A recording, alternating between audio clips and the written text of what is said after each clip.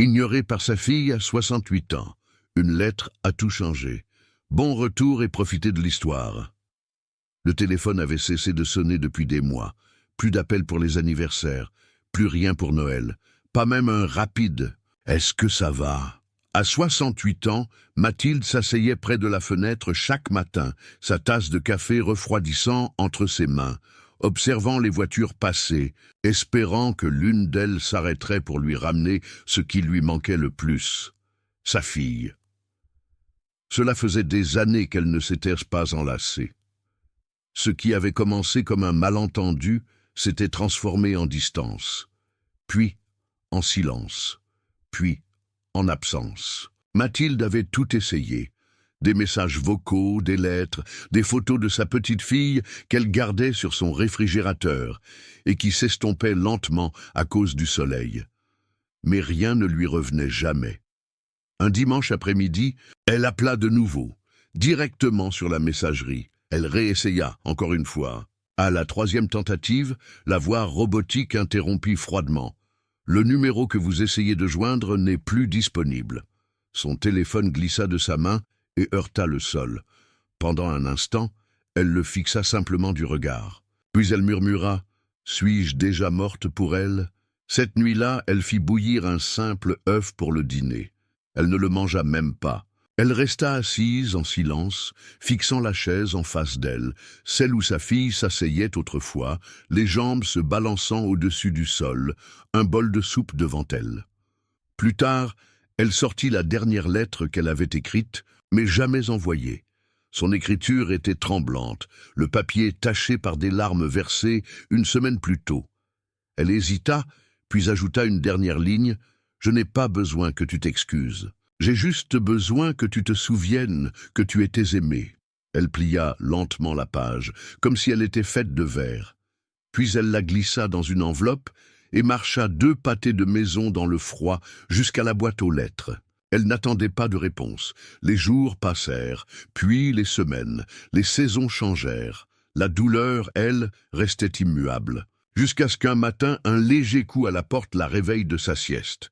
Elle ouvrit et faillit s'effondrer.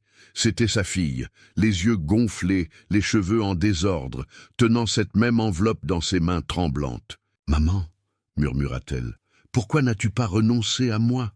Les lèvres de Mathilde tremblèrent, parce que ce n'est pas ce que font les mères. Sa fille éclata en sanglots, tombant dans ses bras, pleurant comme une enfant de nouveau. « J'étais tellement en colère, » pleura-t-elle. « Mais en réalité, j'étais simplement perdue. Cette lettre, tes mots, ils ont brisé quelque chose. En moi, ils ont brisé le mur que j'avais construit pour t'oublier. Pour la première fois depuis des années, le salon se remplit de voix, de chaleur, de quelque chose qui avait manqué si longtemps que cela semblait un miracle. À partir de ce jour, elles recommencèrent tout à zéro. Ensemble, elles plantèrent des fleurs dans le jardin. Elles cuisinèrent les vieilles recettes de Mathilde. Sa fille amena même sa petite fille en visite chaque week-end. Et quand une amie lui demanda ce qui avait changé, Mathilde sourit simplement et dit « Une lettre et un peu d'amour qui a refusé de mourir ». Les premiers jours du printemps à Lyon apportaient avec eux une lumière tendre qui caressait les façades des immeubles anciens et faisait danser les feuilles naissantes dans les platanes bordant le quartier de la Croix-Rousse.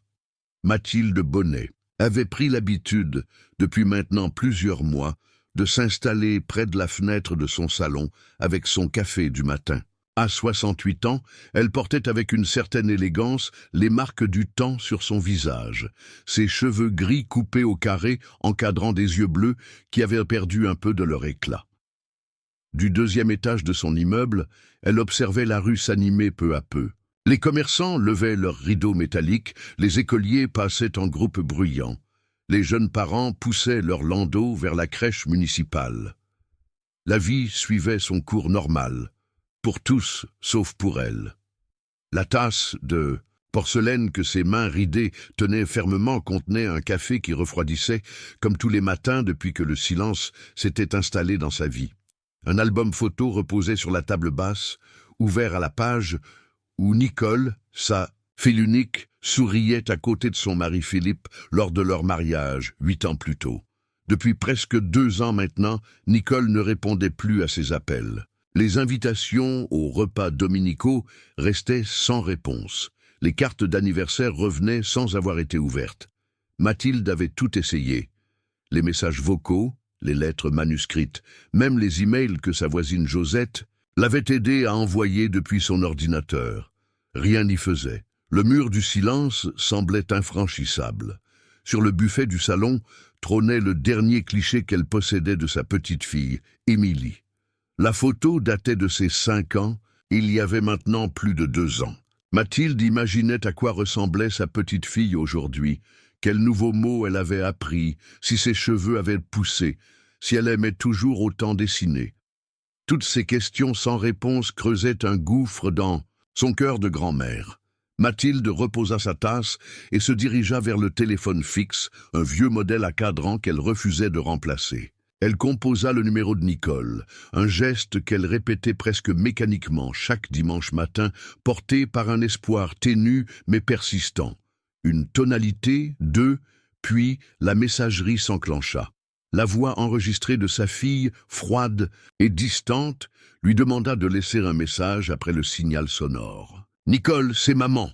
commença-t-elle, sa voix tremblant légèrement. « Je voulais juste savoir comment tu allais, toi et la petite. Le printemps est revenu, les magnolias de la place commencent à fleurir. Tu te souviens comme tu les aimais, quand tu étais petite. J'espère que tout va bien, je t'embrasse. » Elle raccrocha, sachant au fond d'elle-même que ce message rejoindrait tous les autres dans le néant. Mathilde s'assit lourdement dans son fauteuil, celui qui faisait face à la petite télévision qu'elle n'allumait presque jamais. Un silence oppressant régnait dans l'appartement, troublé seulement par le tic-tac régulier de l'horloge murale et le ronronnement occasionnel de son vieux chat, Oscar. Le souvenir de leur dernière dispute lui revenait souvent en mémoire, comme une blessure qui refusait de cicatriser. C'était lors du 6e anniversaire d'Émilie.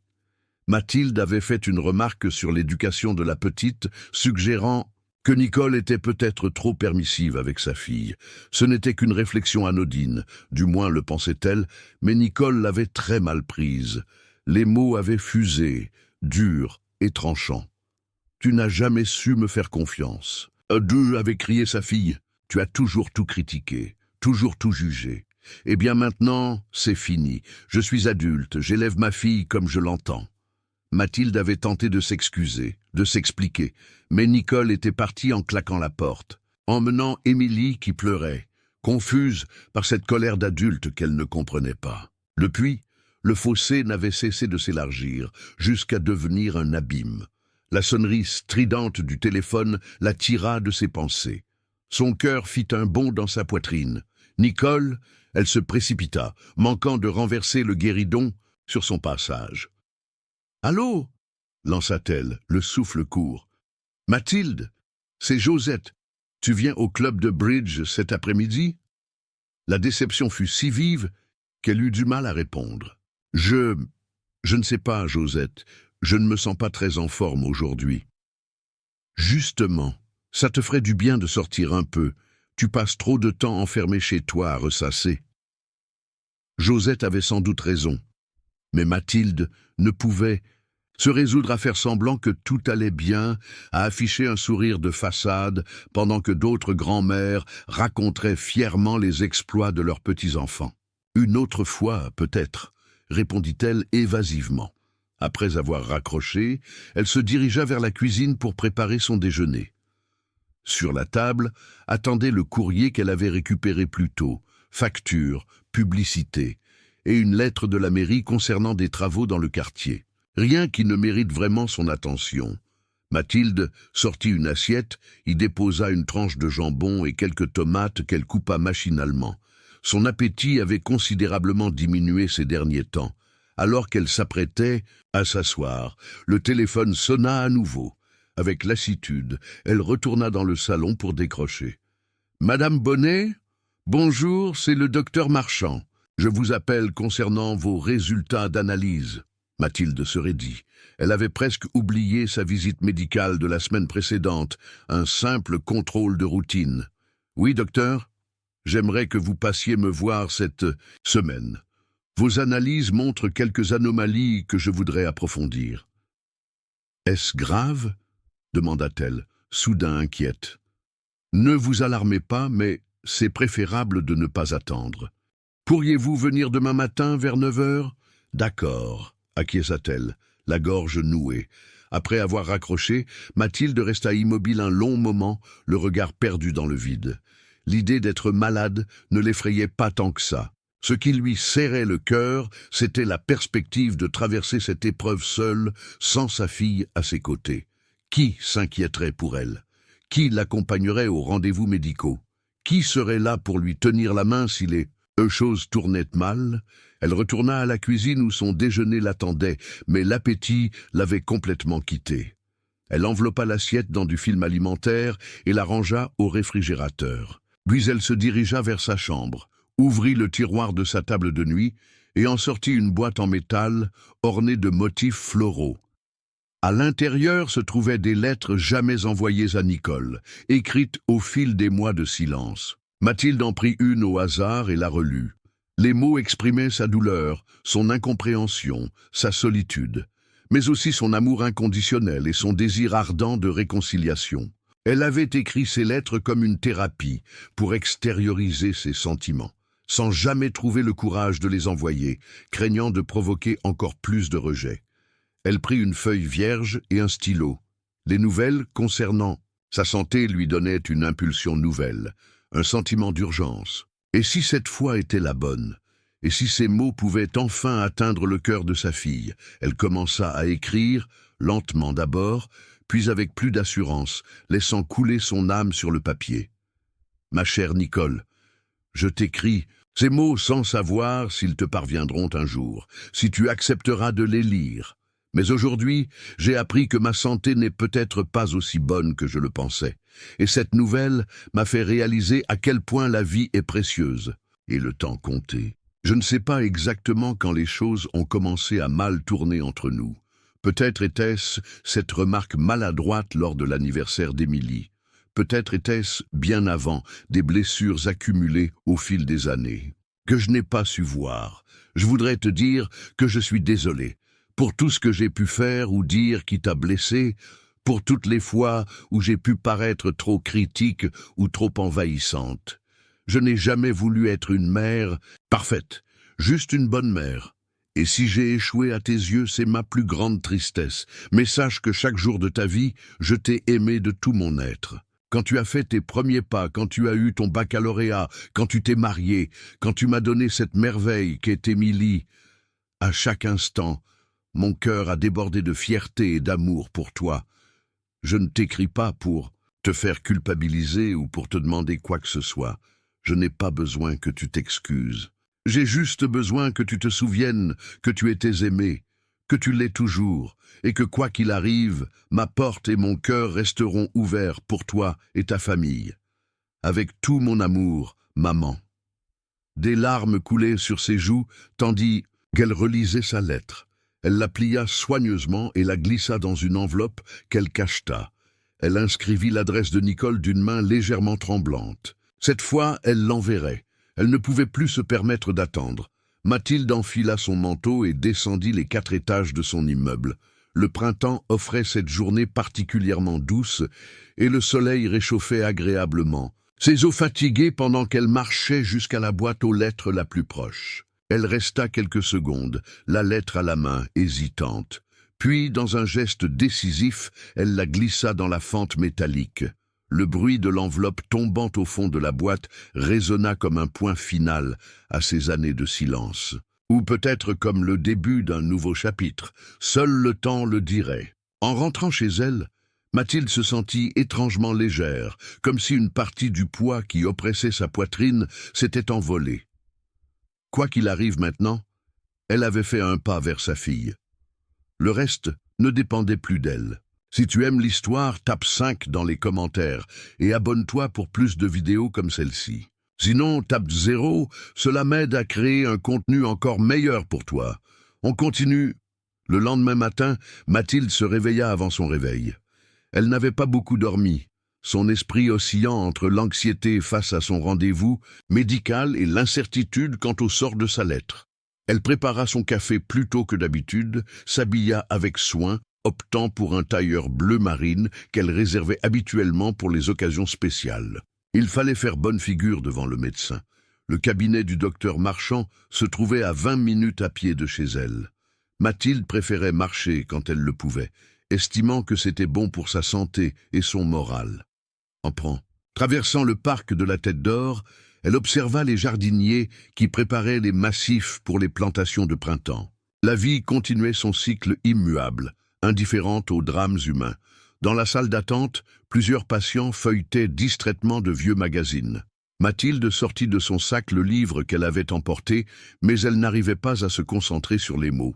Son esprit vagabondait, revenant sans cesse à Nicole, à Émilie, à cette lettre qui voyageait peut-être en ce moment même vers elle. « Madame Bonnet » appela l'assistante médicale. Le docteur Marchand, un homme d'une 50aine d'années, au visage bienveillant, l'accueillit avec un sourire qui se voulait rassurant. Il l'invita à s'asseoir, face à son bureau, sur lequel était ouvert un dossier qu'elle supposa être le sien. « Alors, docteur, qu'ont révélé ces analyses ?» demanda-t-elle directement, préférant ne pas tourner autour du pot. Le médecin ajusta ses lunettes et prit une expression sérieuse. « Vos analyses sanguines montrent une anémie assez prononcée, ainsi qu'un taux élevé de protéine C réactive, ce qui indique un processus inflammatoire en cours. Et qu'est-ce que cela signifie concrètement? Ces résultats peuvent correspondre à plusieurs pathologies. Il faudrait approfondir avec d'autres examens pour établir un diagnostic précis. Je voudrais vous prescrire une échographie abdominale et une scintigraphie osseuse. » Mathilde sentit une boule se former dans sa gorge. « Vous pensez à quelque chose de grave ?» Le médecin marqua une pause. « Je ne veux pas vous alarmer inutilement, mais nous devons envisager la possibilité d'un processus tumoral. Bien sûr, ce n'est qu'une hypothèse à ce stade. » Les mots tombèrent comme des pierres dans l'estomac de Mathilde. Un cancer? Ah, son âge, avec personne pour l'accompagner dans cette épreuve. Elle ferma brièvement les yeux, tentant de maîtriser le tremblement qui s'emparait de ses mains. « Je comprends, » dit-elle finalement. « Quand dois-je faire ces examens? J'ai pris la liberté de vous obtenir un rendez-vous rapide. L'échographie pourrait être faite dès vendredi et la scintigraphie la semaine prochaine. Merci pour... » « Votre efficacité, » répondit-elle mécaniquement. « Avez-vous quelqu'un pour vous accompagner » demanda le médecin avec douceur. La question était simple, mais la réponse si douloureuse. « Non, » admit Mathilde, « je vis seule. »« Pas de famille qui pourrait vous soutenir pendant cette période ?» Elle hésita. « Ma fille, nous sommes en froid depuis un moment. » Le docteur Marchand hocha la tête avec compréhension. Peut-être serait-ce l'occasion de renouer contact? Dans ces moments, le soutien familial est précieux. « J'ai justement envoyé une lettre hier, » confessa-t-elle, « mais je ne sais pas si elle aura un effet. »« L'espoir est toujours permis, » sourit-il en lui tendant les ordonnances. « En attendant, je vous conseille de vous ménager et de bien vous nourrir. Votre organisme a besoin de force. » En sortant du cabinet, Mathilde se sentait étourdie, comme si elle évoluait dans un rêve étrange. Le monde autour d'elle semblait soudain irréel, les gens pressés sur les trottoirs, les voitures qui défilaient, les oiseaux qui chantaient. Dans les arbres, tout continuait comme si rien n'avait changé, alors que pour elle, tout venait de basculer. Elle décida de ne pas rentrer directement chez elle. L'idée de se retrouver seule entre ces quatre murs lui paraissait insupportable. Elle marcha jusqu'aux berges du Rhône et s'assit sur un banc, observant le fleuve qui coulait paisiblement. L'eau reflétait la lumière du soleil en milliers d'éclats scintillants, hypnotisants. Une péniche passa lentement, son capitaine, lui faisant un signe amical de la main auquel elle répondit machinalement. Que ferait-elle si le diagnostic se confirmait? Comment affronterait-elle les traitements, les hôpitaux, la douleur, la peur? Et si le pire devait arriver, qui se souviendrait d'elle? Qui pleurerait son départ? Qui s'occuperait de ses affaires, de ses souvenirs, de ses photos jaunies par le temps? Le téléphone de Mathilde vibra dans son sac. Elle le sortit, s'attendant à voir le nom de Josette ou peut-être celui de la pharmacie qui lui rappelait parfois ses médicaments. Son cœur s'arrêta net lorsqu'elle lut le nom affiché à l'écran, Nicole. Sa main tremblait tellement qu'elle faillit faire tomber l'appareil. Elle inspira profondément et décrocha. « Allô ?» Sa voix n'était qu'un murmure. Un silence de l'autre côté, puis « Maman ?» La voix de sa fille, légèrement rauque, comme si elle avait pleuré. Mathilde sentit des larmes monter à ses yeux. « Nicole, ma chérie, j'ai reçu ta lettre ce matin. Le facteur me l'a donnée en main propre. » Mathilde ne savait pas quoi dire. Son cœur battait si fort qu'il lui semblait que sa fille pouvait l'entendre à travers le combiné. « Je ne savais pas... »« Pour ta santé, » continua Nicole. « Est-ce que c'est grave ? Je ne sais pas encore. J'ai fait des examens, j'attends les résultats. » Un nouveau silence, plus long cette fois. Mathilde entendait la respiration de sa fille, irrégulière, comme si elle luttait contre ses émotions. « Je suis désolé, maman. Pour tout. » Ces simples mots, attendus depuis si longtemps, provoquèrent chez Mathilde une vague de soulagement si intense qu'elle dut se tenir au banc pour ne pas chanceler. « Moi aussi, ma chérie, moi aussi. Est-ce que je peux venir te voir, aujourd'hui ?» Mathilde ferma les yeux, laissant couler librement ses larmes. « Bien sûr, quand tu veux. Je termine mon travail à 16 heures. Je pourrais être chez toi vers 17 heures. Est-ce que ça te convient ? » « C'est parfait. » Elle hésita puis ajouta « Et Émilie ? Elle est à l'école aujourd'hui, mais elle sera ravie de voir sa grand-mère très bientôt. Elle parle souvent de toi, tu sais. » Cette révélation fit exploser une bulle de joie dans la poitrine de Mathilde. « Vraiment ? Oui, elle garde précieusement la peluche que tu... et lui a offerte pour ses 5 ans. Elle l'appelle Mamie. » Un petit rire mêlé de sanglots échappa à Mathilde. « Je serai tellement heureuse de la revoir. »« À tout à l'heure, maman. Je t'aime. Je t'aime aussi, ma fille. » Après avoir raccroché, Mathilde resta assise sur son banc, comme paralysée par trop d'émotions contradictoires. La peur de la maladie était toujours là, tapie au fond de son esprit, mais elle était maintenant contrebalancée par cette lumière nouvelle, cet espoir de réconciliation qu'elle n'osait plus espérer. Elle se leva finalement et reprit le chemin de son appartement d'un pas plus léger. Il y avait tant à faire avant l'arrivée de Nicole. Elle voulait que tout soit parfait, que sa fille se sente accueillie, aimée, comme si ces 2 années de silence n'avaient jamais existé. En passant devant la boulangerie de son quartier, elle s'arrêta pour acheter des petits gâteaux, se souvenant que Nicole raffolait des tartelettes aux fraises. Un détail insignifiant peut-être, mais qui symbolisait tout ce qu'elle voulait reconstruire. L'attention au goût de l'autre, les petites attentions qui disent « je te connais et tu comptes pour moi ». De retour chez elle, Mathilde entreprit de ranger son appartement, qui était déjà impeccable, mais elle avait besoin de s'occuper pour canaliser son anxiété. Elle changea les draps de la chambre d'amis, au cas où Nicole voudrait rester dormir. Elle sortit des photos qu'elle avait rangées quand leur vue devenait trop douloureuse. Elle prépara du thé et disposa les gâteaux sur un joli plateau. À 16h45, elle s'assit dans son fauteuil face à la porte et attendit. Chaque minute semblait s'étirer indéfiniment. Et si Nicole avait changé d'avis, et si elle ne venait pas? À 17h10, la sonnette retentit. Mathilde se leva d'un bond, lissa sa jupe d'une main nerveuse et alla ouvrir. Nicole se tenait là, dans l'encadrement de la porte, un bouquet de fleurs à la main. Elle avait les cheveux plus courts que dans le souvenir de Mathilde et quelques rides nouvelles autour des yeux. Mais c'était bien elle, sa petite fille devenue femme. Elles se regardèrent un long moment sans parler, chacune détaillant le visage de l'autre, redécouvrant des traits familiers, cherchant dans les yeux de l'autre la confirmation que ce moment était bien réel. Puis, sans un mot, Nicole fit un pas en avant et se jeta dans les bras de sa mère. Les fleurs s'écrasèrent un peu entre elles, mais peu importait. Elle se tenait enfin, pleurant et riant à la fois, murmurant des mots d'amour entrecoupés de sanglots. « Tu m'as tellement manqué », chuchota Nicole. « Toi aussi, ma chérie, chaque jour, chaque heure. » Elles entrèrent dans l'appartement, bras dessus, bras dessous, comme si elle craignait qu'en se séparant, le miracle ne s'évanouisse. Il y avait tant à dire, tant à partager, tant à réparer. Mais pour l'instant, elles étaient ensemble, et c'était tout ce qui comptait. Un puissant éclair traversa le ciel, suivi d'un coup de tonnerre qui fit trembler les vitres. Mathilde sursauta, puis se mit à rire nerveusement. « Même le ciel célèbre nos retrouvailles », dit-elle en servant le thé.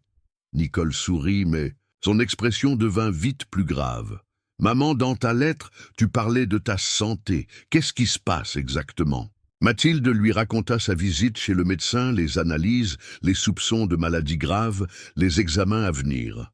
Nicole l'écouta attentivement, son visage reflétant tour à tour l'inquiétude, la culpabilité, la détermination. « Je serai là, affirma-t-elle quand Mathilde eut terminé. « Pour les rendez-vous, les examens, tout, tu n'es plus seule maintenant. » Ces mots résonnèrent dans l'appartement comme une promesse sacrée. Mathilde sentit un poids immense se lever de ses épaules. Peu importait ce que révéleraient les examens médicaux, elle ne traverserait pas cette épreuve dans la solitude. « Raconte-moi, » demanda doucement Mathilde. « Comment va Émilie? Comment allez-vous, Philippe et toi ?» Nicole prit une gorgée de thé, comme pour se donner du courage. « Émilie va bien. Elle est en CE2 maintenant, toujours première de sa classe en français. Elle dessine constamment, exactement comme toi à son âge. » Un sourire éclaira le visage de Mathilde. « Et elle ressemble toujours autant à son père. » Une ombre passa sur le visage de Nicole. « Philippe et moi, nous sommes séparés depuis 8 mois. Oh, ma chérie !» Mathilde prit la main de sa fille. « Je suis désolé, je ne savais pas. » Nicole haussa les épaules, tentant de paraître détachée, mais la douleur était visible dans ses yeux. Il a rencontré quelqu'un d'autre, une collègue. Plus jeune, l'histoire classique, j'imagine. Et comment l'a pris Émilie? Difficilement au début. Elle ne comprenait pas pourquoi papa ne dormait plus à la maison. Maintenant, elle s'est adaptée. Il la prend un week-end sur 2. Mathilde hésita avant de poser la question qui lui brûlait les lèvres. « Est-ce que c'est pour ça que tu ne répondais plus à mes appels ?» Nicole détourna le regard, visiblement embarrassée. « En partie. J'étais tellement en colère, tellement perdue, je n'arrivais plus à faire face à quoi que ce soit. Et puis, il y avait cette dispute entre nous. Je me suis dit que tu me jugerais, que tu me dirais que c'était de ma faute si mon mariage avait échoué. » « Jamais je n'aurais pensé une chose pareille, » protesta Mathilde. « Je sais, au fond je le savais, mais la douleur et la honte étaient si fortes. C'était plus facile de couper les ponts que d'admettre mon échec. » Elle essuya une larme. « Et puis le temps a passé, et plus il passait, plus il devenait difficile de faire le premier pas. J'avais peur que tu m'en veuilles trop pour cette absence. » « Oh, Nicole !» Mathilde serra la main de sa fille. « Je t'ai donné la vie.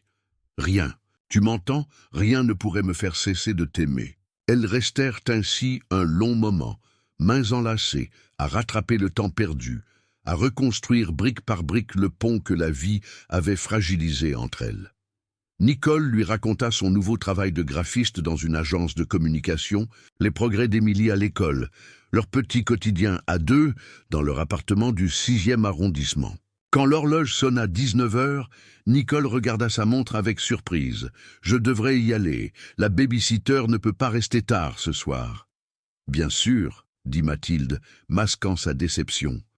Elle aurait voulu que ce moment ne s'arrête jamais. « Mais je reviendrai demain, » promit Nicole en se levant. « Et si tu es d'accord, j'amènerai Émilie ce week-end. Elle sera folle de joie de revoir sa grand-mère. »« Rien ne me ferait plus plaisir, » sourit Mathilde. Elle la porte, elles s'enlacèrent longuement, comme pour compenser toutes les étreintes manquées pendant ces 2 années de séparation. « À demain, maman, » murmura Nicole. « À demain, ma fille. » Lorsque la porte se referma, Mathilde resta, immobile quelques instants, savourant la chaleur qui persistait dans son cœur. Elle retourna au salon et s'assit dans son fauteuil, observant les fleurs que Nicole avait apportées, maintenant disposées dans un vase sur la table basse, des roses roses, ses préférées. Nicole s'en était souvenue. Pour la première fois, depuis 2 ans, Mathilde s'endormit ce soir-là, sans le poids de l'absence qui lui écrasait la poitrine. Demain serait un autre jour, avec son lot d'incertitudes médicales, mais elle n'était plus seule pour y faire face. Le vendredi suivant, comme promis, Nicole accompagna sa mère à l'hôpital pour l'échographie abdominale. Dans la salle d'attente, aseptisées sous la lumière blafarde des néons, elles attendaient, main dans la main, que le nom de Mathilde soit appelé. L'anxiété était palpable, mais le simple fait d'être ensemble rendait l'épreuve moins terrifiante. « Madame Bonnet !» appela une infirmière. Elles se levèrent ensemble. L'infirmière sourit en voyant Nicole. « Vous êtes sa fille. C'est bien que vous soyez là.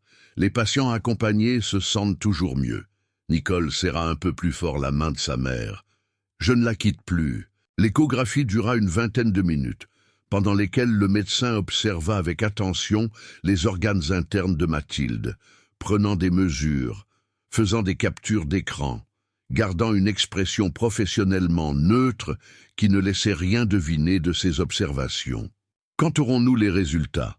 demanda Nicole lorsque l'examen fut terminé. « Je vais les transmettre à votre médecin traitant dès aujourd'hui, » répondit le radiologue. « Il devrait vous contacter en début de semaine prochaine. » Le week-end arriva, apportant avec lui la visite tant attendue d'Émilie. Lorsque la petite fille franchit le seuil de l'appartement de sa grand-mère, elle resta d'abord en retrait, se cachant à moitié derrière sa mère, observant cette grand-mère qu'elle n'avait pas vue depuis si longtemps et qui lui semblait à la fois familière et étrangère. « Bonjour, Émilie, » dit doucement Mathilde, se mettant à la hauteur de l'enfant. « Tu as tellement grandi. » La fillette la dévisagea un moment, puis un sourire timide éclaira son visage.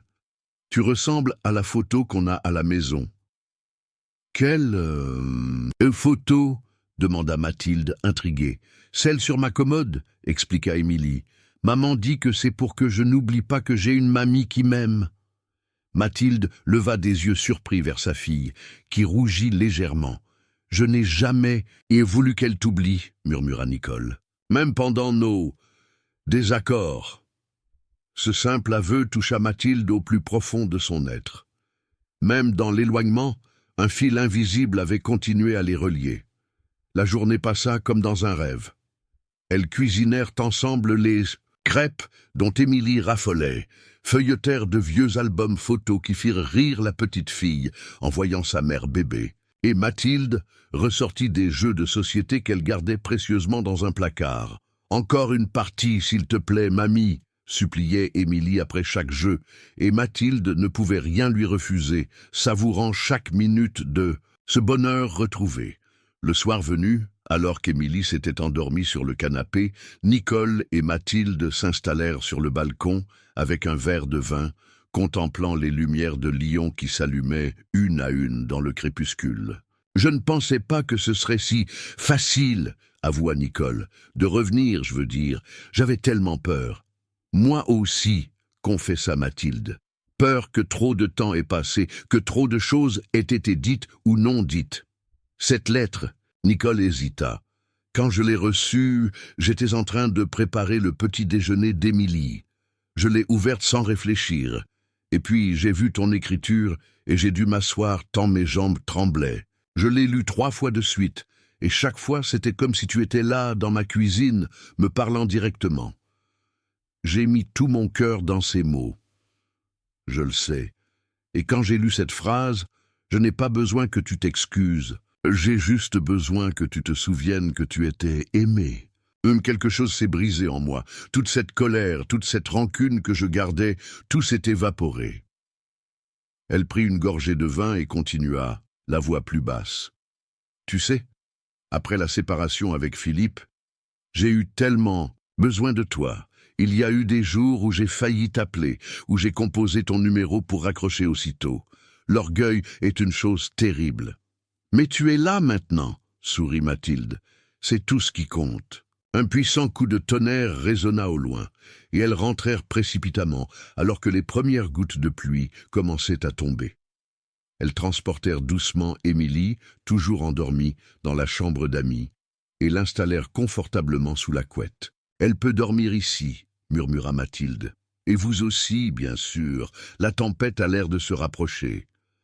Nicole accepta avec gratitude, et elles passèrent le reste de la soirée blotties l'une contre l'autre sur le canapé, écoutant la pluie, marteler les vitres et le vent siffler dans les arbres de l'avenue, comme si les éléments cherchaient en vain à perturber la paix retrouvée au sein de cet appartement. Le lundi suivant, alors que Nicole était au travail et Émilie à l'école, le docteur Marchand appela Mathilde. « J'ai reçu les résultats de votre échographie », annonça-t-il d'une voix qui trahissait un certain soulagement. « Les nouvelles sont plutôt bonnes. » « Vraiment ?» Le cœur de Mathilde fit un bond dans sa poitrine. « L'échographie n'a révélé aucune masse suspecte. Votre anémie pourrait être due à une inflammation chronique au niveau digestif, probablement une gastrite. Rien de cancéreux à ce stade. Alors, je ne suis pas... » Mathilde n'osait pas terminer sa phrase, comme si prononcer les mots pouvait conjurer le sort favorable. « Non, il n'y a pas d'indication de cancer pour l'instant. Je vais vous prescrire un traitement pour la gastrite et nous referons des analyses dans quelques semaines pour voir l'évolution.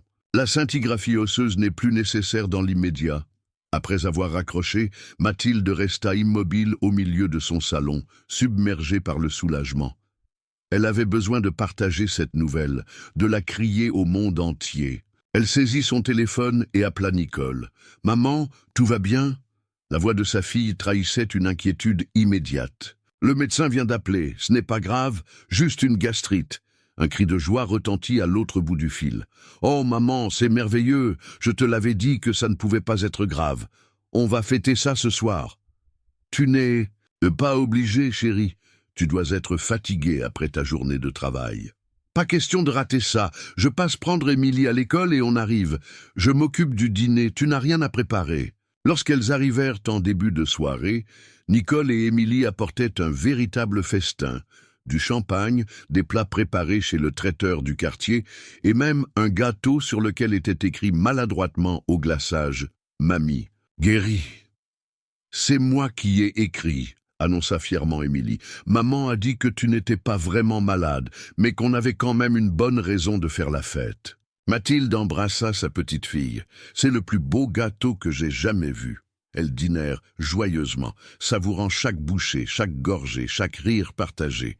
Au dessert, Nicole leva son verre. « Je voudrais porter un toast, » dit-elle solennellement. « À ma mère, la femme la plus forte et la plus aimante que je connaisse. Je suis désolé pour tout ce temps perdu, mais je te promets que nous en créerons tellement d'autres, ensemble. » « À grand-mère » renchérit Émilie en levant son verre de jus de fruits. Mathilde sentit les larmes lui monter aux yeux.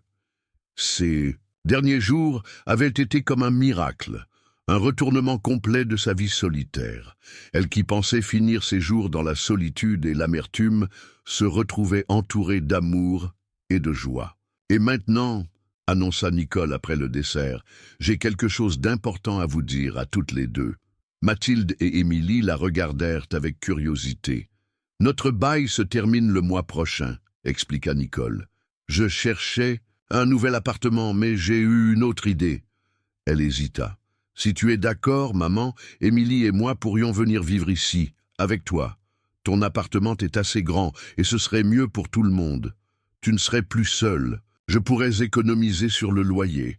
Et Émilie adorerait voir sa grand-mère tous les jours. Qu'en penses-tu » Mathilde resta sans voix. Son cœur débordait de bonheur. « Vous, ici, avec moi, si c'est trop, je comprendrai, » ajouta rapidement Nicole. « Tu as ton indépendance, tes habitudes. C'est le plus beau cadeau. Ou que tu pourrais me faire, » interrompit Mathilde, les yeux brillants de larmes de joie. « Rien ne me rendrait plus heureuse. »« Alors c'est oui ?» demanda Émilie, excitée. « C'est oui, ma chérie, un grand oui !» La petite fille sauta de sa chaise et se jeta dans les bras de sa grand-mère. « Je pourrais dormir dans la chambre avec la jolie lampe à étoiles ? Bien sûr, ce sera ta chambre maintenant. » Nicole les observait émue. « Il faudra faire quelques aménagements, ranger des affaires, peut-être acheter des meubles supplémentaires.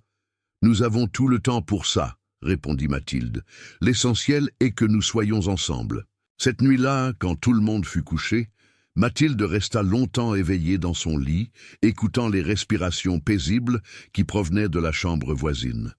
Son cœur débordait de gratitude. La vie lui avait offert une seconde chance, un nouveau départ qu'elle n'aurait jamais cru possible. Elle repensa à cette lettre, à ces mots écrits dans un moment de désespoir qui avaient finalement ouvert la voie à un bonheur renouvelé. Parfois, il fallait toucher le fond pour mieux rebondir. Et alors que le sommeil commençait à l'envelopper doucement, elle se fit une promesse silencieuse, chérir chaque instant de cette vie retrouvée et ne plus jamais laisser la rancune ou l'orgueil se mettre entre elle et ceux qu'elle aimait. As-tu déjà vécu ou connais-tu quelqu'un qui a vécu une réconciliation familiale après une longue séparation?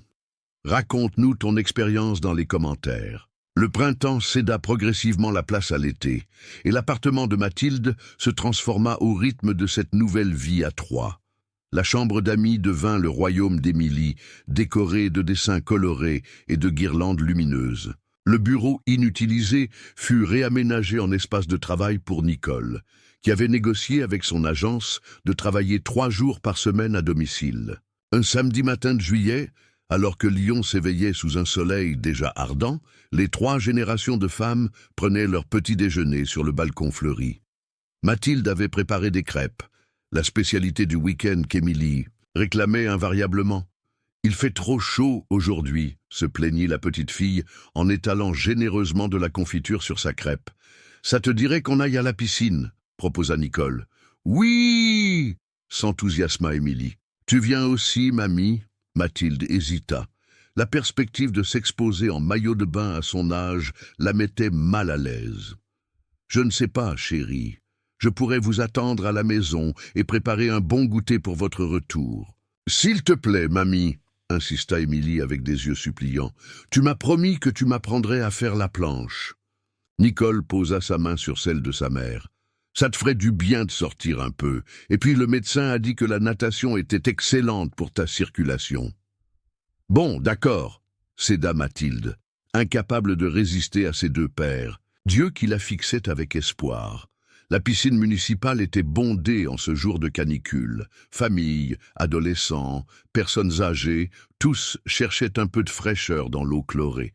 Mathilde se sentait étrangement intimidée, mais la main d'Émilie fermement accrochée à la sienne lui donnait du courage. « Regarde, mamie, je sais déjà faire la grenouille !» annonça fièrement la petite fille une fois dans l'eau, démontrant maladroitement le mouvement de la brasse. « C'est très bien, ma chérie, » l'encouragea Mathilde. « Maintenant, pour faire la planche, il faut que tu te détendes complètement. » Pendant 1 heure, elles barbotèrent joyeusement, Nicole prenant des photos avec son téléphone étanche, Émilie progressant rapidement dans ses tentatives de flottaison, et Mathilde redécouvrant le plaisir simple de s'amuser dans l'eau sans se soucier du regard des autres. En sortant de la piscine, épuisées mais ravies, elles s'arrêtèrent dans une glacerie pour une pause rafraîchissante. Assise à la terrasse, sa glace à la vanille fondant lentement dans sa coupe, Mathilde observait sa fille et sa petite-fille qui discutaient animation, et une immense sensation de plénitude l'envahit. « À quoi tu penses, maman ?» demanda Nicole, remarquant son regard pensif. « À la chance que j'ai, » répondit simplement Mathilde. « Il y a quelques mois, j'étais seule et désespérée. Et maintenant, regardez-nous. »« C'est grâce à toi, » affirma Nicole, « ta lettre, ton courage d'avoir tendu la main malgré tout. Et aussi grâce à toi qui l'as saisie, » ajouta Mathilde en serrant la main de sa fille. Émilie, le visage barbouillé de chocolat, les regardait avec curiosité. « De quelle lettre vous parlez ?» Les 2 femmes échangèrent un sourire complice. « Une lettre très importante, » expliqua Nicole. « Un jour, quand tu seras plus grande, je te raconterai cette histoire. »« Promis !» insista Émilie. « Promis !» confirma Nicole, en essuyant tendrement le chocolat sur le menton de sa fille. Sur le chemin du retour, elles passèrent devant une boutique de vêtements dont la vitrine affichait des soldes d'été.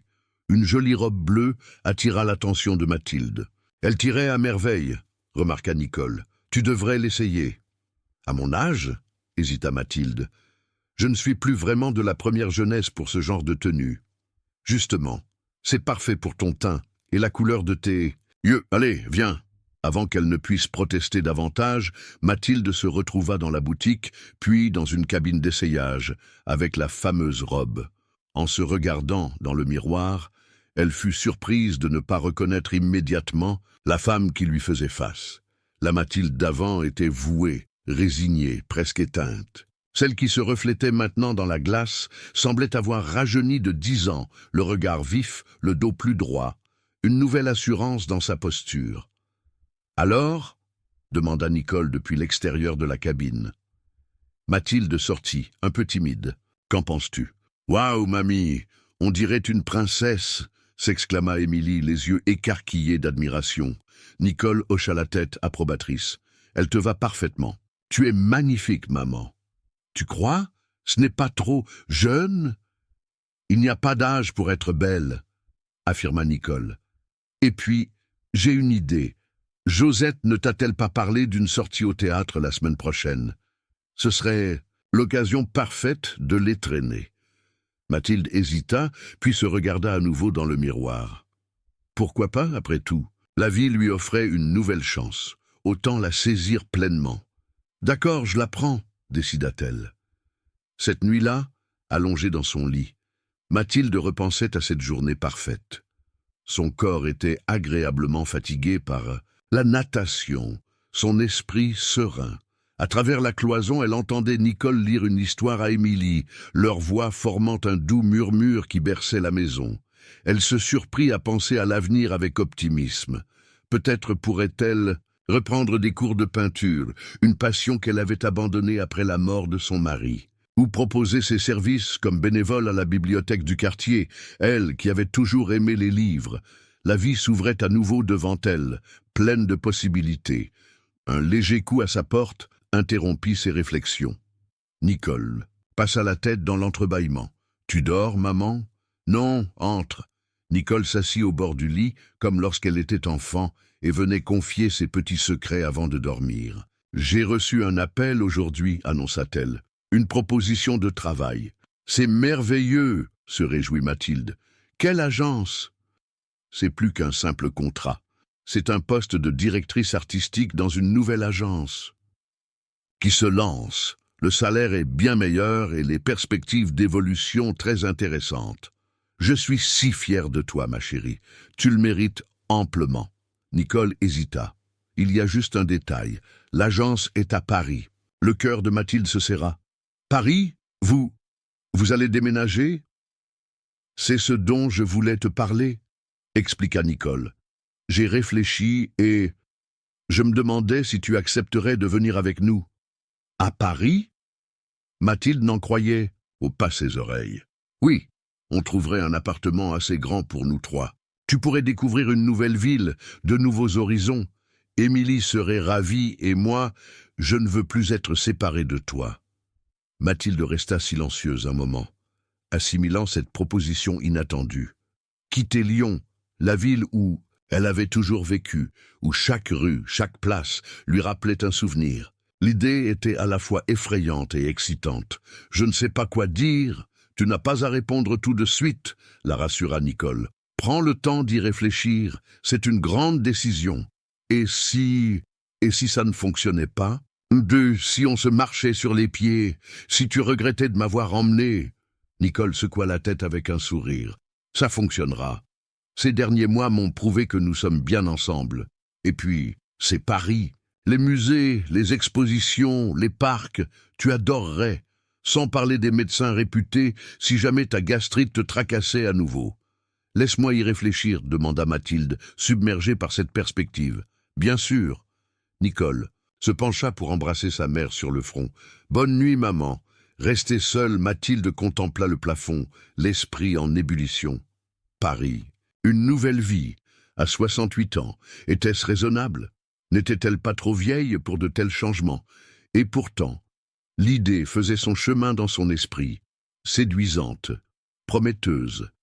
Les jours suivants furent consacrés à cette réflexion. Mathilde pesait le pour et le contre, consultait Josette et d'autres amis, visitait les endroits familiers de Lyon, comme pour leur dire au revoir. Émilie, qui avait été mise dans la confidence, ne cessait de parler de la Tour Eiffel, du Louvre, des bateaux-mouches, téléchargeant sur la tablette de sa mère des images de la capitale qui faisaient briller ses yeux d'excitation. Un matin, alors qu'elle préparait le petit déjeuner, Mathilde eut comme une révélation. La vie lui avait donné une seconde chance. Pourquoi ne pas la saisir pleinement? Pourquoi s'accrocher au passé quand l'avenir s'annonçait si prometteur? Lorsque Nicole entra dans la cuisine, les yeux encore gonflés de sommeil, Mathilde lui tendit une tasse de café fraîchement préparée. « J'ai pris ma décision », annonça-t-elle simplement. Nicole se figea, la tasse à mi-chemin de ses lèvres. « Et Paris nous attend », sourit Mathilde. Le cri de joie de Nicole réveilla Émilie, qui accourut en pyjama pour découvrir la cause de cette excitation matinale. Lorsque sa mère lui annonça la nouvelle, la petite fille se mit à sautiller sur place, applaudissant à tout rompre.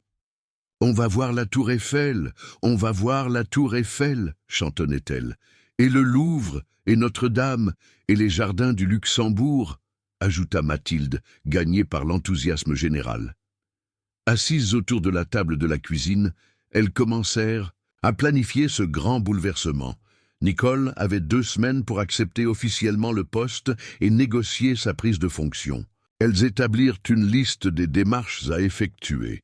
Résiliation du bail, tri des affaires, recherche d'un nouvel appartement dans la capitale, inscription d'Émilie dans une nouvelle école. « Et pour ton appartement ?»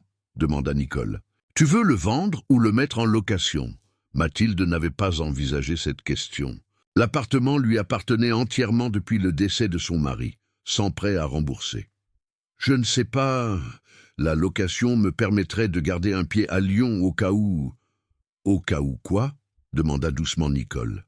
Mathilde hésita, au cas où les choses ne se passeraient pas comme prévu à Paris. Nicole prit la main de sa mère. « Tu as peur que je change d'avis, que notre réconciliation ne tienne pas ?»« Non, ce n'est pas ça, » la rassura Mathilde. « C'est juste que, à mon âge, on a besoin de filets de sécurité. »« Je comprends.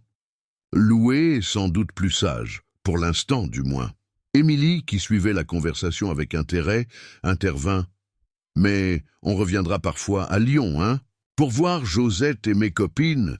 Mais on reviendra parfois à Lyon, hein? Pour voir Josette et mes copines ?» demanda Émilie, avec une pointe d'inquiétude dans la voix. « Bien sûr, ma chérie, » la rassura Mathilde en caressant ses cheveux. « Yann restera toujours un peu notre maison. Nous reviendrons pour les vacances, et peut-être même certains week-ends. » Cette réponse parut satisfaire la petite fille qui retourna joyeusement à son bol de chocolat. Nicole et Mathilde échangèrent un regard complice. Cette nouvelle aventure qui s'annonçait leur faisait un peu peur à toutes les deux, mais l'excitation l'emportait sur l'appréhension. Les semaines qui suivirent furent un tourbillon d'activités. Nicole accepta officiellement le poste et négocia un délai d'1 mois avant sa prise de fonction. Mathilde, de son côté, contacta une agence immobilière pour mettre son appartement en location.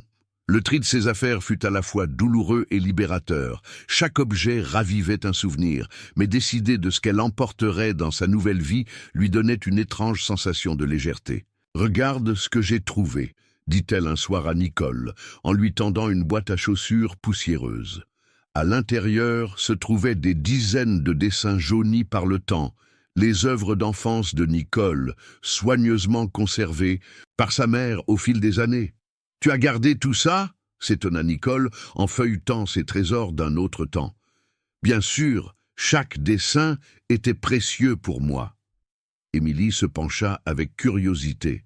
« C'est toi qui as fait ça, maman. »« Oui, quand j'avais à peu près ton âge.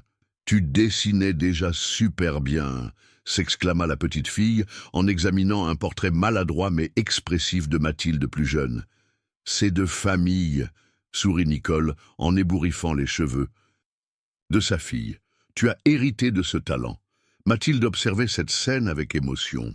Ces moments de complicité intergénérationnelle était exactement ce qu'elle avait espéré retrouver pendant ces longues années de solitude. Un samedi après-midi, alors qu'elle triait les livres de la bibliothèque du salon, la sonnette de l'appartement retentit. « J'y vais !» s'écria Émilie en se précipitant vers la porte. Un homme d'une quarantaine d'années se tenait sur le palier, visiblement mal à l'aise. « Bonjour !» dit-il. « Est-ce que Nicole est là ?»« Maman, c'est... pour toi !» appela Émilie. Nicole apparut dans l'entrée et se figea en reconnaissant le visiteur. « Philippe ?»« Bonjour, Nicole !» dit-il doucement. « Je passais dans le quartier et... Enfin, j'ai appris par Sylvie que vous déménagiez à Paris. »« Entre !» proposa Nicole après un moment d'hésitation. Mathilde, qui observait la scène depuis le salon, fit un signe discret à Émilie. « Viens, ma chérie, si on allait acheter des glaces pendant que maman parle avec ton papa ?» La petite fille acquiesça avec enthousiasme, et elles laissèrent Nicole et Philippe seuls dans l'appartement. « Comment va-t-elle » demanda Mathilde à sa petite fille alors qu'elle descendait l'escalier. « Papa est triste » répondit simplement Émilie. « Il dit qu'il a fait une grosse bêtise. »« Les grandes personnes font parfois des erreurs » expliqua doucement Mathilde. « Mais l'important, c'est d'essayer de les réparer. »« Tu crois qu'ils vont se remettre ensemble ?» demanda Émilie avec espoir. Mathilde choisit ses mots avec soin. « Je ne sais pas, ma chérie. Parfois, quand deux personnes se sont fait beaucoup de peine, il est difficile de recommencer.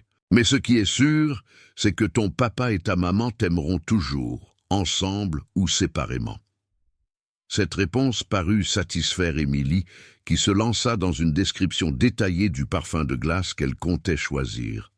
Elles prirent leur temps, flânant dans les rues ensoleillées de Lyon, laissant à Nicole et Philippe l'espace nécessaire pour leur conversation. Lorsqu'elles regagnèrent l'appartement 1 heure plus tard, Philippe était parti. Nicole était assise dans le canapé, le regard perdu dans le vague. « Ça va ?» demanda doucement Mathilde en s'asseyant près de sa fille. « Il regrette » répondit Nicole d'une voix neutre. « Il a quitté cette femme. Il dit qu'il a commis la plus grande erreur de sa vie et qu'il voudrait une seconde chance. »« Et qu'est-ce que tu en penses ?» Nicole haussa les épaules. « Je ne sais pas. Une partie de moi voudrait y croire, pour Émilie surtout, mais une autre partie se souvient de la douleur, de la trahison. Tu n'es pas obligé de décider maintenant, la rassura Mathilde. Prends ton temps, écoute ton cœur. C'est ce que tu aurais fait avec papa s'il t'avait trompé ? La question prit Mathilde au dépourvu. Je ne sais pas. Ton père et moi avons eu notre lot de difficultés, mais jamais ce genre de trahison. Je crois que le pardon est possible, mais il ne se décrète pas. Il vient avec le temps, si la personne prouve par ses actes qu'elle a vraiment changé. Nicole appuya sa tête sur l'épaule de sa mère, comme lorsqu'elle était enfant. Il m'a demandé si notre départ pour Paris était définitif. Je lui ai dit que je ne savais pas encore. Mathilde caressa doucement les cheveux de sa fille. Et c'est vrai, l'avenir n'est jamais écrit d'avance. On peut toujours changer de direction si le chemin ne nous convient plus. Émilie, qui avait écouté la conversation en silence, s'approcha de sa mère avec son cornet de glace à moitié fondu. « Tiens, maman, la glace, ça rend toujours plus heureuse. » Cette remarque innocente fit éclater de rire Nicole et Mathilde, dissipant la tension qui s'était installée. « Tu as tout à fait raison, ma puce, » répondit Nicole en acceptant le cornet avec gratitude. Le reste de la journée se passa à terminer les cartons, dans une ambiance plus légère qu'on aurait pu l'imaginer après cette visite inattendue. Le soir venu, alors qu'Émilie dormait déjà et que Nicole et Mathilde prenaient un dernier thé sur le balcon, Nicole aborda à nouveau le sujet. « Qu'est-ce que je devrais faire, maman, à propos de Philippe ?» Mathilde réfléchit un instant. « Tu sais, quand tu étais petite et que tu me demandais conseil pour tes problèmes, je pensais toujours savoir ce qui était le mieux pour toi. Avec l'âge, j'ai compris que les réponses ne sont jamais si simples. Je crois que tu dois suivre ton instinct, ma chérie. Qu'est-ce qui te rendrait vraiment heureuse ? J'aimerais qu'Émilie grandisse dans une famille unie, avoua Nicole. Mais je ne veux pas sacrifier ma propre estime de moi-même pour ça.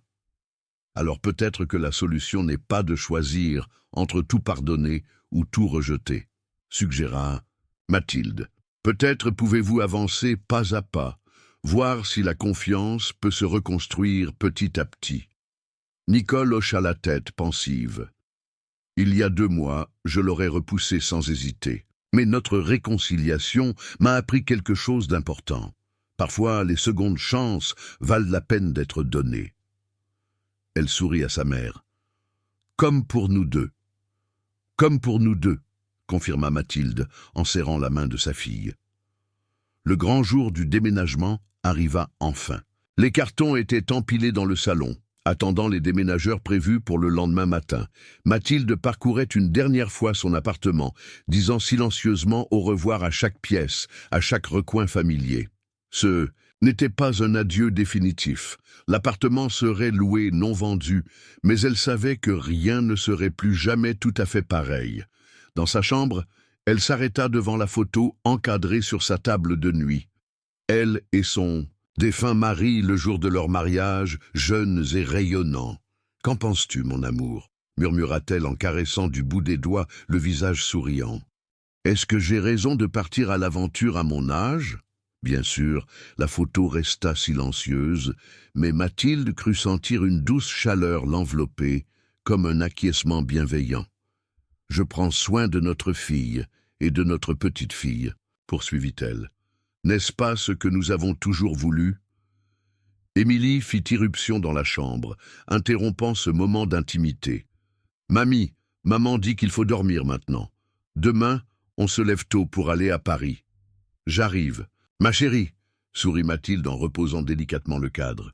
Cette nuit-là, allongée dans son lit pour la dernière fois dans cet appartement, Mathilde ne ressentit pas la nostalgie mélancolique à laquelle elle s'était préparée. Au contraire, une excitation presque juvénile la maintenait éveillée, l'esprit rempli de projets et d'espoir pour cette nouvelle étape de sa vie. Le trajet vers Paris le lendemain fut animé par l'enthousiasme d'Émilie, qui ne cessait de bombarder sa mère et sa grand-mère de questions sur leur future vie. L'appartement que Nicole avait trouvé se situait dans le 15e arrondissement, un quartier résidentiel à l'ambiance familiale. Plus spacieux que celui de Lyon, il offrait 3 chambres, un grand salon lumineux et, luxe parisien, un petit balcon donnant sur une cour arborée. « Ça te plaît ?» demanda anxieusement Nicole à sa mère lorsqu'elles entrèrent dans l'appartement vide. Mathilde fit quelques pas, sentant sous ses pieds le parquet qui craquait légèrement, admirant les moulures anciennes au plafond, la lumière dorée qui filtrait à travers les grandes fenêtres. « C'est parfait !» déclara-t-elle avec un sourire radieux. « On s'y sentira chez nous, j'en suis certaine. » Les semaines suivantes furent consacrées à l'installation et à la découverte de leur nouvel environnement. Mathilde se surprit à s'adapter plus facilement qu'elle ne l'aurait cru à la vie parisienne. Elle apprit rapidement à se déplacer en métro, trouva les meilleurs commerces du quartier et se lia même d'amitié avec une voisine de son âge qui lui fit découvrir un club de bridge local. Nicole, de son côté, s'épanouissait dans son nouveau poste. Elle rentrait chaque soir fatiguée, mais visiblement satisfaite, racontant avec enthousiasme les projets sur lesquels elle travaillait. Quant à Émilie, elle s'était rapidement fait des amis dans sa nouvelle école et parlait déjà avec l'accent parisien, ce qui amusait beaucoup sa grand-mère. Un soir d'automne, alors qu'elles dînaient toutes les 3 sur leur petit balcon, profitant des dernières douceurs de la saison, Nicole fit une annonce qui prit Mathilde par surprise. « Philippe vient à Paris ce week-end, » dit-elle en servant de la salade. « Pour voir Émilie, bien sûr, mais aussi pour me voir. Nous avons beaucoup discuté ces derniers temps. »« Il va dormir ici ?» demanda innocemment Émilie, visiblement ravie de cette perspective. « Non, ma puce, il a réservé une chambre d'hôtel près d'ici, mais nous passerons la journée ensemble samedi. » Elle se tourna vers Mathilde. « Ça ne te dérange pas de rester seule quelques heures ?» Mathilde sourit. « Bien sûr que non. J'avais justement prévu de visiter le musée d'Orsay. C'est l'occasion parfaite. » Plus tard, quand Émilie fut couchée, Nicole rejoignit sa mère sur le balcon où celle-ci s'était installée avec un livre et une tasse de tisane. « Tu penses que je fais une erreur ?» demanda-t-elle sans préambule. Mathilde ferma son livre. « De revoir Philippe ?»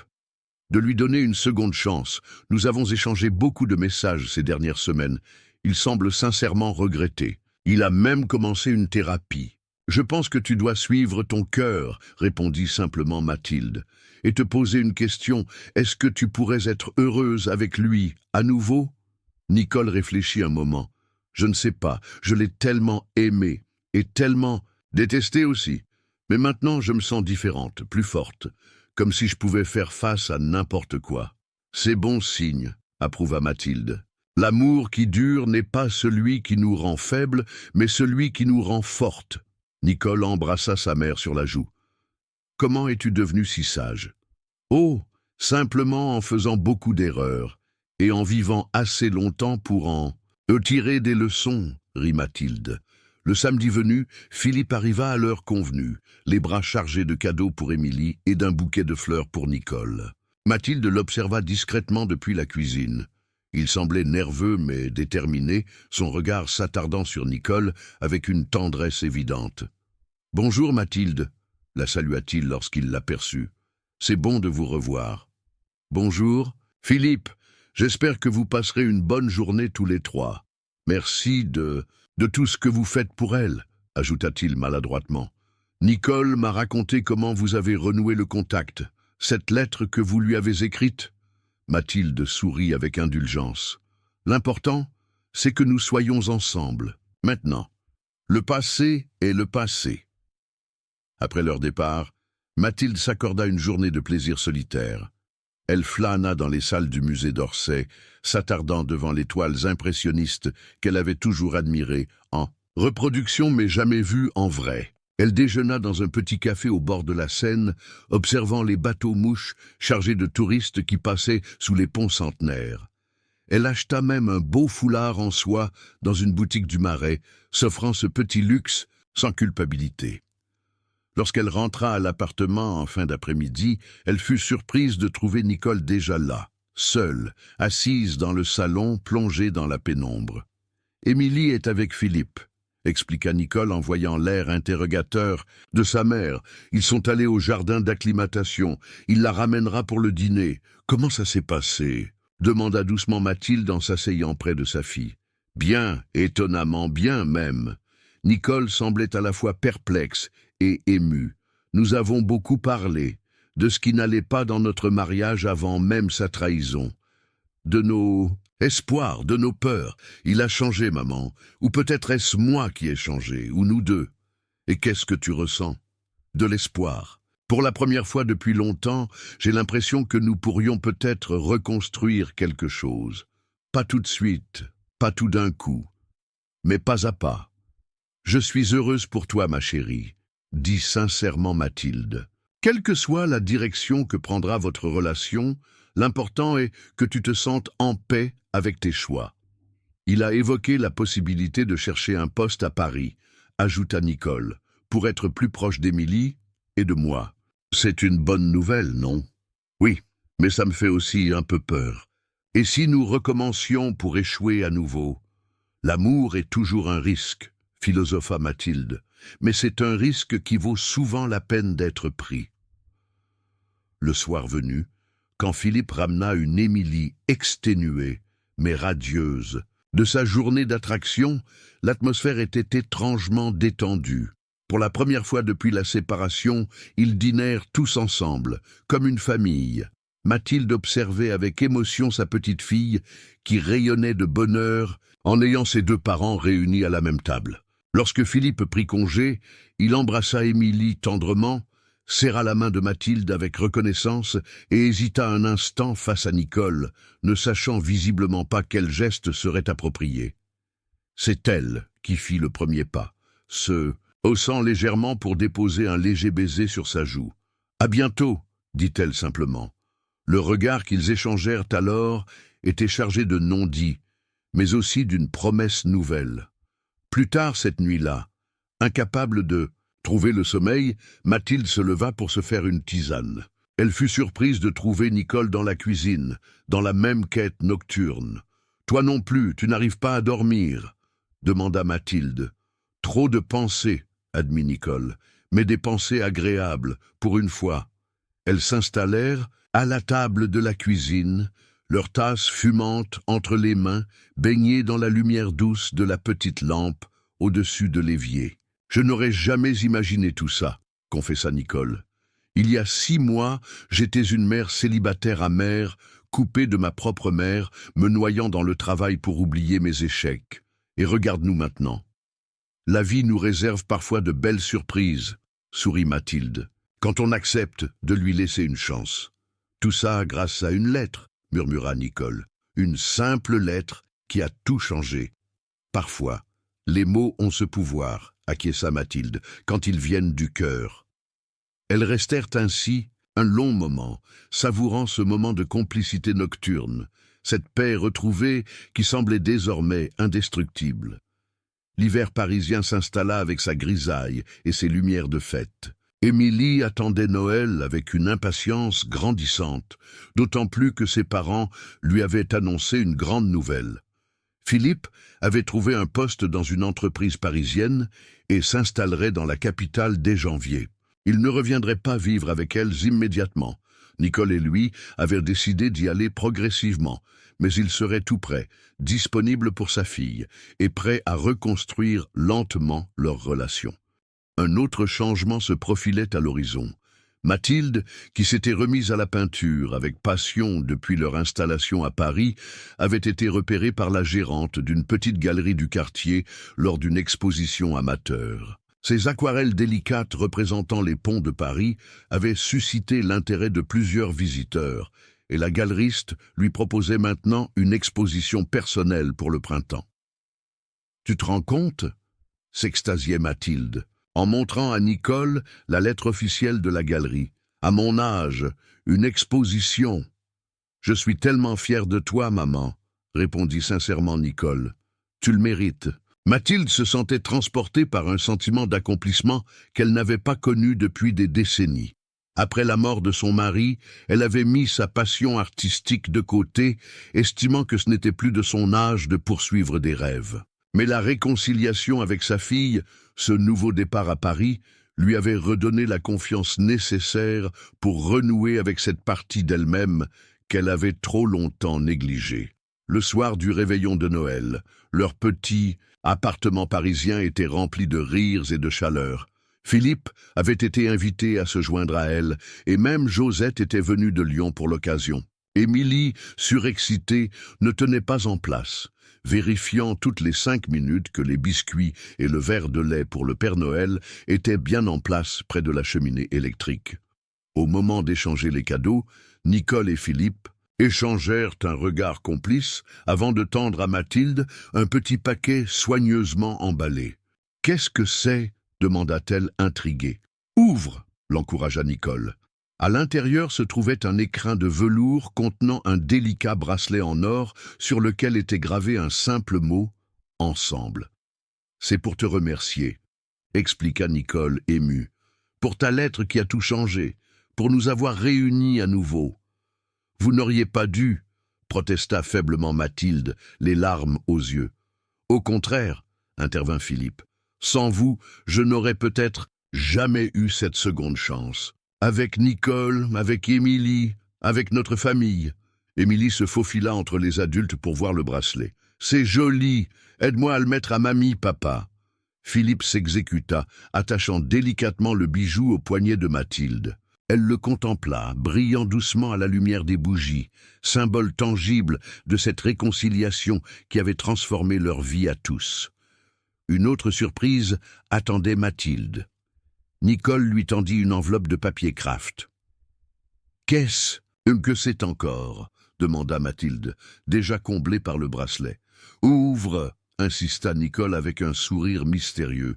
L'enveloppe contenait plusieurs feuilles de papier officielles, un contrat de location. « Je ne comprends pas », admit Mathilde en parcourant le document. « C'est un atelier d'artiste », expliqua Nicole, « dans une cour tranquille, à 10 minutes d'ici à pied. Philippe et moi l'avons loué pour 1 an, pour que tu puisses peindre dans de bonnes conditions, préparer ton exposition. » Mathilde était sans voix. Un atelier à elle, un espace dédié à sa passion retrouvée. C'était un rêve qu'elle n'avait même pas osé formuler. « C'est... je ne sais pas quoi dire. » Dis simplement que tu l'utiliseras, sourit Philippe, que tu continueras à créer, à nous émerveiller avec ton talent. Je vous le promets, acquiesça Mathilde, submergée par l'émotion. La soirée se poursuivit dans la joie et la tendresse. Plus tard, alors que Philippe était parti, qu'Émilie dormait profondément et que Josette s'était retirée dans la chambre d'amis, Mathilde et Nicole se retrouvèrent sur le balcon, emmitouflés dans des couvertures, contemplant les lumières de Paris qui scintillaient dans la nuit froide. « Es-tu heureuse, maman » demanda soudain Nicole.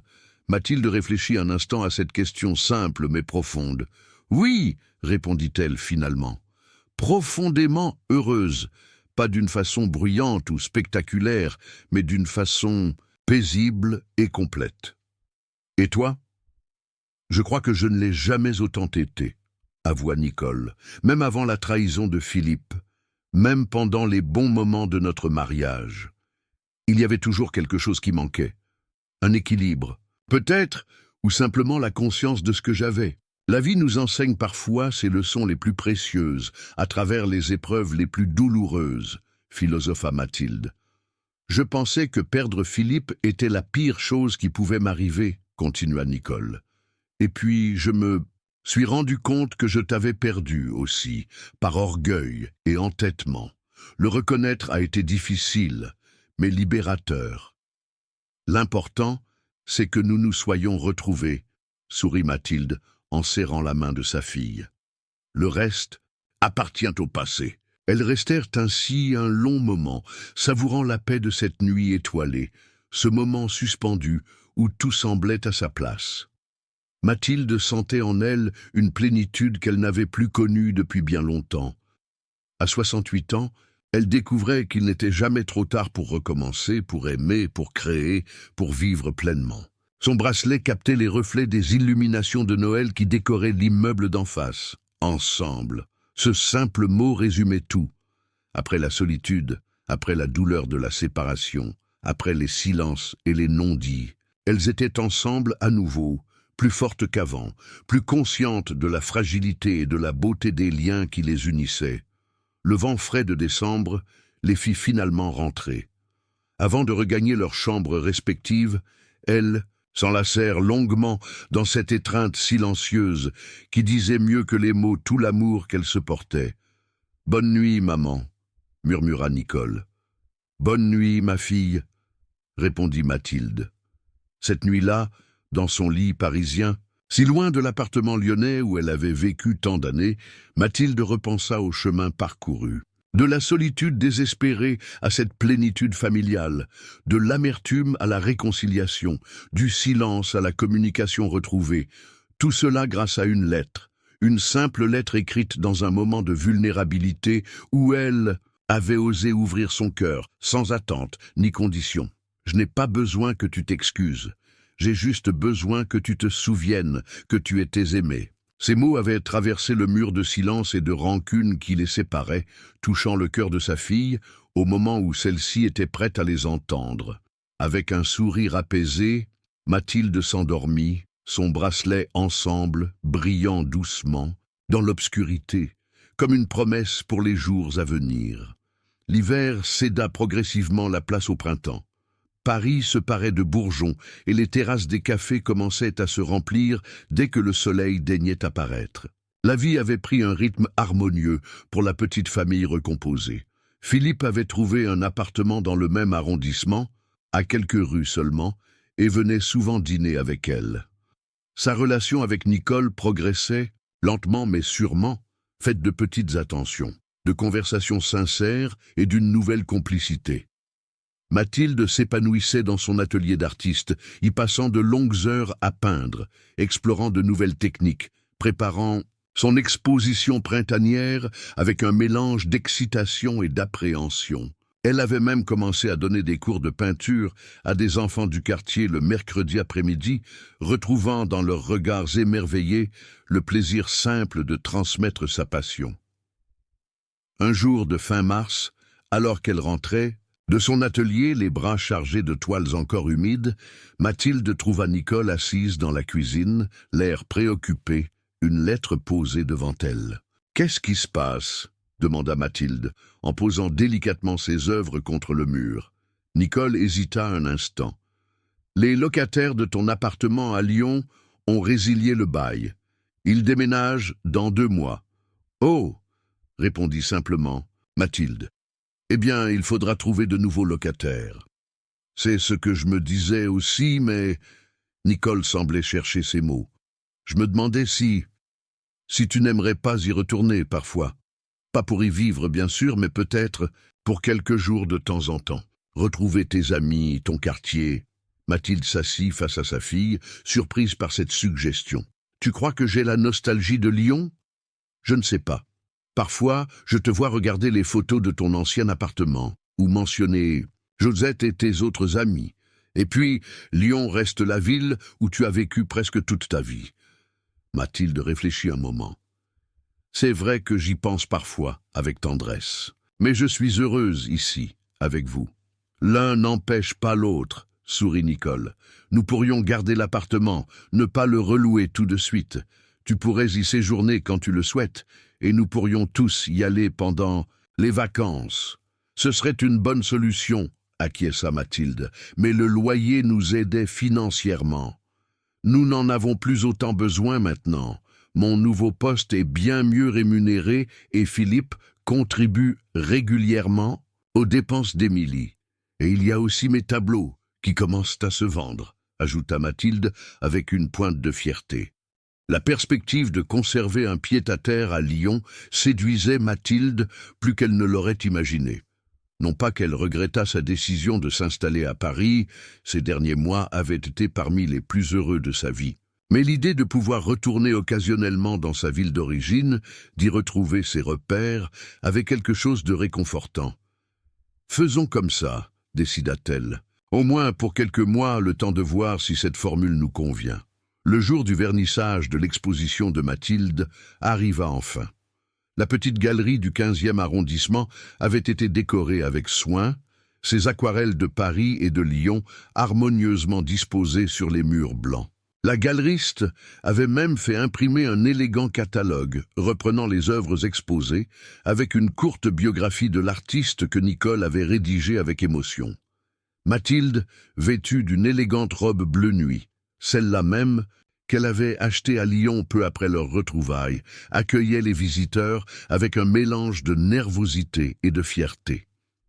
Sa famille l'entourait, Nicole rayonnante dans une tenue de soirée, Philippe, élégant et attentionné, et Émilie, excitée comme une puce dans sa jolie robe à volants. « Regarde, mamie, des gens achètent tes tableaux !»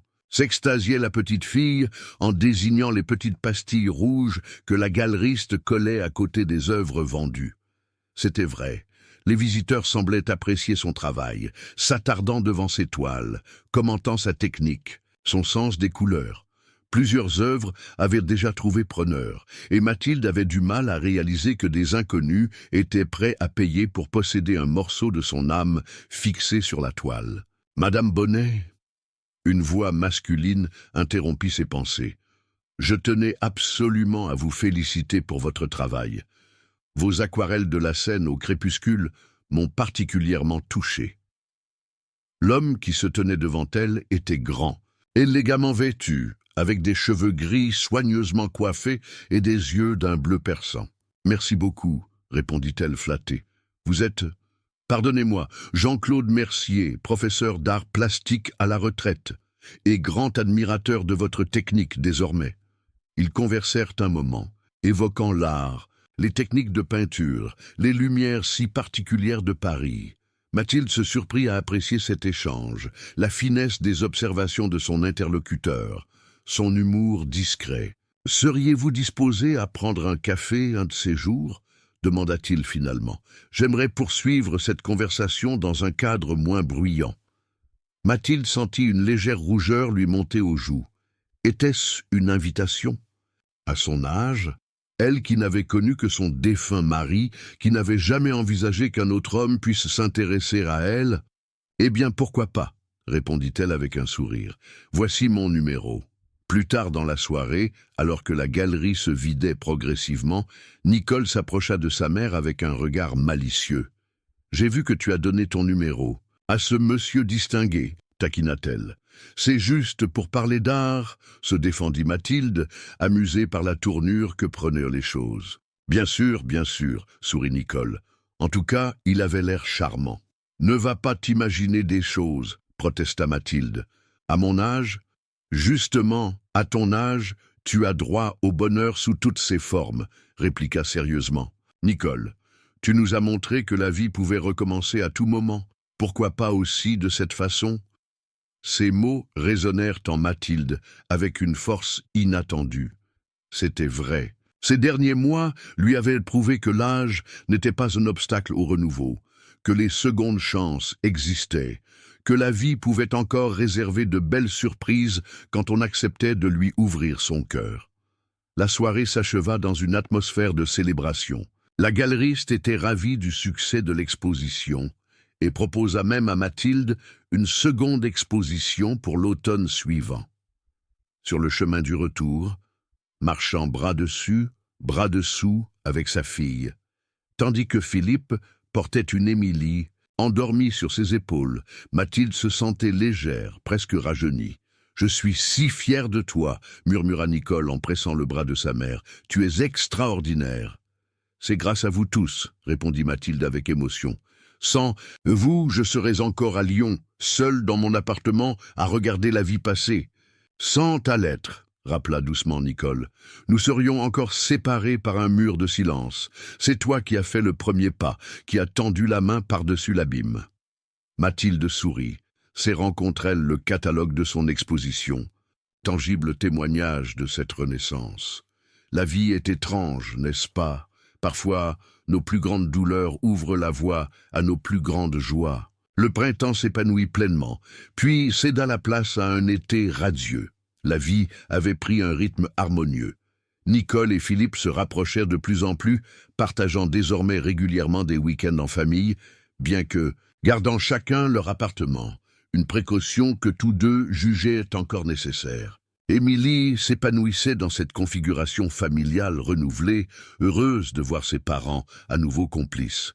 Mathilde, quant à elle, partageait son temps entre ses séances de peinture dans son atelier parisien et des retrouvailles régulières avec Jean-Claude Mercier, dont l'amitié s'était rapidement approfondie. Il n'était pas rare qu'ils visitent ensemble des expositions, partagent des dîners dans de petits restaurants discrets, ou simplement se promènent le long de la Seine, discutant d'art, de littérature et de leur vie respective. Un week-end. De juillet, Mathilde décida de retourner à Lyon pour quelques jours, à la fois pour retrouver Josette et ses autres amis, et pour préparer l'appartement en vue d'un séjour familial prévu pour les vacances d'août. En poussant la porte de son ancien chez elle, elle fut saisie par une étrange sensation de familiarité teintée d'étrangeté. Tout était exactement comme elle l'avait laissé, et pourtant, elle se sentait presque comme une invitée dans cet espace qui avait été le sien pendant si longtemps.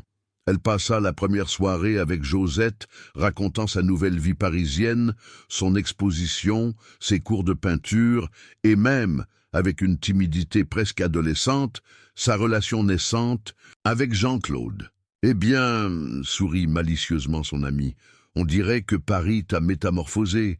Qui aurait cru que notre Mathilde se lancerait dans une histoire d'amour à presque 70 ans ?»« Ce n'est pas vraiment une histoire d'amour, » protesta Mathilde, bien que le léger rosissement de ses joues démentît ses paroles. « C'est une amitié, avec peut-être un peu plus. Et c'est merveilleux, » affirma Josette en lui serrant la main. « Tu mérites ce bonheur, après tout ce que tu as traversé. » Le lendemain, Mathilde se rendit au cimetière où reposait son défunt mari. Elle déposa un bouquet de ses fleurs préférées sur la tombe, soigneusement entretenue, et s'assit un moment sur le petit banc face à la pierre tombale. « Bonjour, mon amour, » murmura-t-elle. « Beaucoup de choses ont changé depuis ma dernière visite. Nicole et moi sommes réconciliés. Je vis maintenant à Paris avec elle et Émilie. Je peins à nouveau, tu sais. J'ai même eu une exposition. Et puis, il y a Jean-Claude, un homme bon qui me fait me sentir vivante à nouveau. J'espère que tu comprends, que tu ne m'en veux pas. Tu resteras toujours dans mon cœur, mais la vie continue, n'est-ce pas ?» Une légère brise agita les feuilles du tilleul qui ombrageaient la sépulture, comme un acquiescement silencieux. Mathilde resta encore quelques minutes, dans une communion paisible avec le passé, avant de se lever, le cœur plus léger. En rentrant à l'appartement, elle décida de faire un peu de rangement dans les placards, triant ce qu'elle voulait emporter à Paris et ce qu'elle pouvait donner. Dans un tiroir du secrétaire, elle retrouva la boîte contenant les lettres qu'elle avait écrites à Nicole sans jamais les envoyer, sauf la dernière, celle qui avait tout changé. Elle les relut une à une, témoignage poignant de sa solitude et de son amour maternel jamais éteint. La dernière lettre manquait, bien sûr, celle que Nicole avait reçue et qui avait ouvert la voie à leur réconciliation. En fouillant un peu plus, Mathilde découvrit une autre enveloppe qu'elle ne reconnut pas immédiatement. L'écriture sur l'enveloppe était celle de Nicole. Elle l'ouvrit, intriguée, et en sortit plusieurs feuillets couverts de l'écriture fine de sa fille. « Chère maman », commençait la lettre, « je t'écris sans savoir si j'aurai un jour le courage de t'envoyer ces mots. » Mathilde s'assit lentement, comprenant qu'elle tenait entre ses mains une lettre que Nicole avait écrite pendant leur période d'éloignement, une lettre qu'elle n'avait jamais envoyée, tout comme Mathilde avait gardé les siennes. Aujourd'hui, Émilie m'a demandé pourquoi sa grand-mère ne venait jamais nous voir. Je n'ai pas su quoi lui répondre.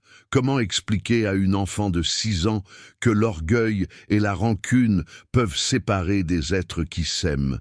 Car malgré tout, maman, je t'aime toujours.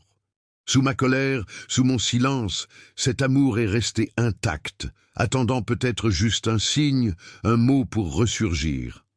Les larmes aux yeux, Mathilde poursuivit sa lecture. Nicole y évoquait sa douleur après la trahison de Philippe, sa honte de n'avoir pas su maintenir son mariage, sa crainte du jugement maternel, mais aussi ses regrets face à cette rupture qu'elle ne savait pas comment réparer. La lettre se terminait par ces mots. Peut-être qu'un jour, je trouverai le courage de faire le premier pas, de t'appeler ou simplement de venir sonner à ta porte. En attendant, sache que dans mon cœur, tu restes ma mère aimée, celle qui m'a tout appris et qui me manque chaque jour un peu plus. Émue aux larmes, Mathilde réalisa que pendant qu'elle écrivait ces lettres jamais envoyées, sa fille faisait de même de son côté. Elles avaient toutes deux souffert de cette séparation, toutes deux désiraient une réconciliation, toutes deux manquaient de courage jusqu'à ce que la vie, ou peut-être le destin, leur donne l'impulsion nécessaire. Elle prit son téléphone et appela Nicole. « Maman, tout va bien à Lyon ?» demanda sa fille à l'autre bout du fil. « Tout va très bien, ma chérie », répondit Mathilde d'une voix légèrement tremblante. « Je viens de trouver ta lettre. Celle que tu n'as jamais envoyée. » Un silence à l'autre bout de la ligne, puis « Oh, je l'avais oubliée. Je l'ai écrite après ma séparation avec Philippe. Mais je n'ai jamais osé.